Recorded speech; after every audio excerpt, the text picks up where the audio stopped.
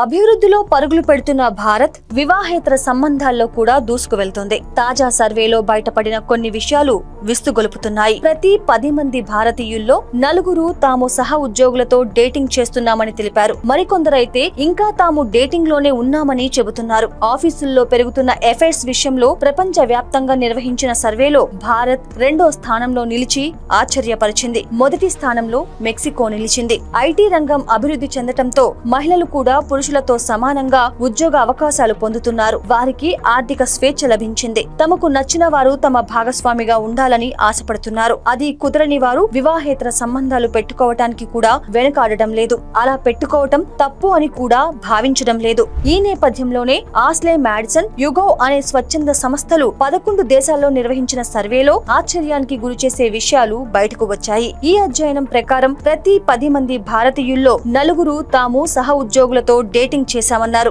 Mexico, Bharat తర్వాత Australia, Brazil, Canada, Germany, Italy, Spain, Switzerland, UK, US వంటి దేశాలు ఉన్నాయి. ఈ సర్వేలో అన్ని దేశాల నుంచి దాదాపు 13,500 మందికి పైగా పాల్గొన్నారు. ఇలా వివాహేతర సంబంధాలు పెట్టుకోవడానికి ప్రధానంగా వారు చెబుతున్న కారణాలు పని ఒత్తిడితో పాటు అర్థం చేసుకునే భాగస్వామి లేకపోవడం. అయితే ఇలాంటి సంబంధాలు పెట్టుకోవడాన్ని వారు తప్పుగా భావించడం లేదు. సహ ఉద్యోగులతో డేటింగ్ చేయడాన్ని ఆస్వాదిస్తున్నారు. ఇందులో కొంతమంది వివాహితులు ఉన్నప్పటికీ ఆ విషయాన్ని బయట పెట్టడంలో వారు ఏమాత్రం బిడియం ప్రదర్శించడం లేదు. మెక్సికో అంటే పాశ్చాత్య సంస్కృతి ఉంటుంది కాబట్టి సహజమే అనుకోవచ్చు. కానీ సనాతన ధర్మాన్ని పాటించే భారత్ లో ఇలాంటివి పెరిగిపోవటం చూసి కొందరు ఆవేదన వ్యక్తం చేస్తున్నారు. దీనివల్ల భారతీయ సంస్కృతి, సంప్రదాయాలు దెబ్బతింటాయంటున్నారు.